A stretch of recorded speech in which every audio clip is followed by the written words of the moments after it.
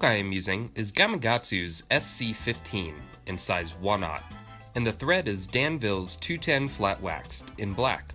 Start your thread towards the back of the hook. Clip some SF blend fiber in white and taper the end. Tie it in so it extends about 2 hook shank lengths behind the bend of the hook. Rotate it around the hook shank to cover the hook. Then trim your waist. Make a few more wraps to lock the fibers into place. Now trim some black SF fiber and tie in about the same length as the white.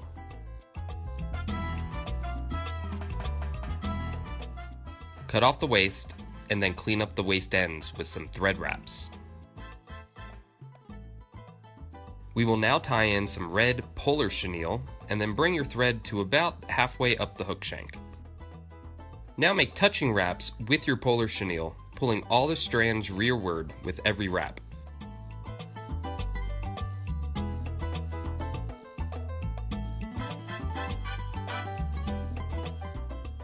Capture the chenille and trim off the waist. Pull all the strands rearward and tie up onto the chenille a bit with some thread to angle all the fibers rearward. Cut a 1.5 inch piece of creoline tubing and tie in just the tip right in front of the chenille. Then whip finish your fly and cut off the thread. I like to use this UV curing resin to glue my whip finish. This is bone dry made by Solarez and it will cure really quickly. And you won't have to wait for super glue to dry before going on to your next step. Now pull back the tubing and start your thread again right behind the hook eye.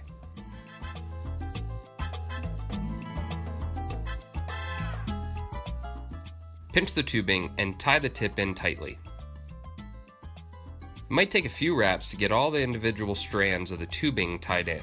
Don't miss any though, or the fly could unravel.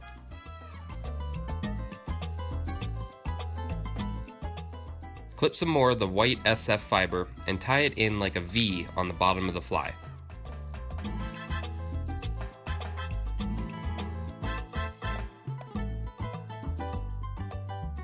Once one side is tied in, extending out just past the chenille fiber, then pull the other side back and tie that in as well. Clip off the excess fiber and then adjust your fibers so they evenly cover the fly. Make sure it's covering up a bit on the side of the fly as well. Cut some more of this black SF fiber and tie it in on top of the fly.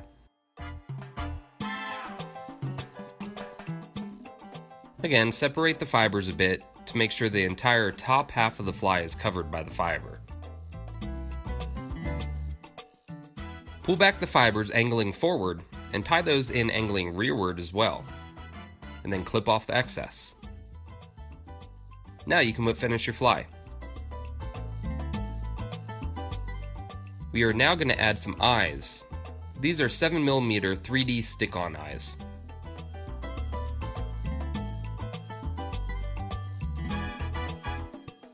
Make sure the eyes align evenly on both sides.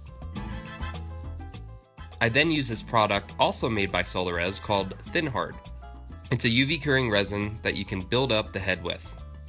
Squeeze some of the resin in between the eyes on the top, then cure it into place. Then squeeze some resin between the eyes on the bottom and cure that into place as well. If there are any spots that you want to build up a bit more, then add more resin.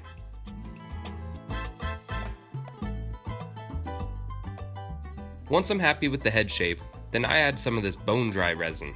Just paint it on all the way around the head and over the eyes. This will ensure that the eyes do not come off, and it also gives the fly a shiny, finished kind of look. Spin the fly around a few times to make sure the resin coats the entire head and is on there even. Then cure it into place while rotating the fly. Now remove the fly from your vise and grab your scissors. To trim the fly, stroke the fibers to fan them out. Then make an angle cut from the tail of the fly up to the head, ensuring the head is wider. Do the same cut on the underside of the fly as well.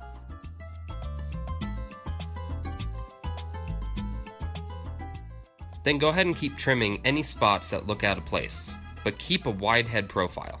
Take your time on this and make small cuts.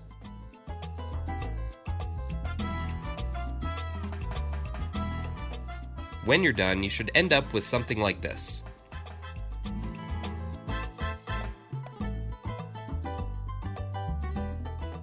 The fly does sink really slowly, and with a little head dip action. Quicker strips will give it a slight side-to-side action. The fly is very see-through, which is desired for most bait fish type patterns. Overall, this fly doesn't have a lot of movement, but it does have a great profile and moves in a gliding motion. While I haven't had the chance to test this fly yet on fish, I do suspect it will do great. I am heading to Corpus Christi soon for a redfish trip, so I will test it then. Hey, thanks for watching. If you like this sort of thing, please subscribe. Leave your questions in the comment section.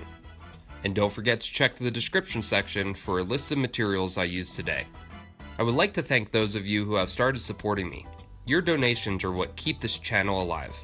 If you aren't currently supporting me, but would like to do so, there is a link in the description section for my donation page.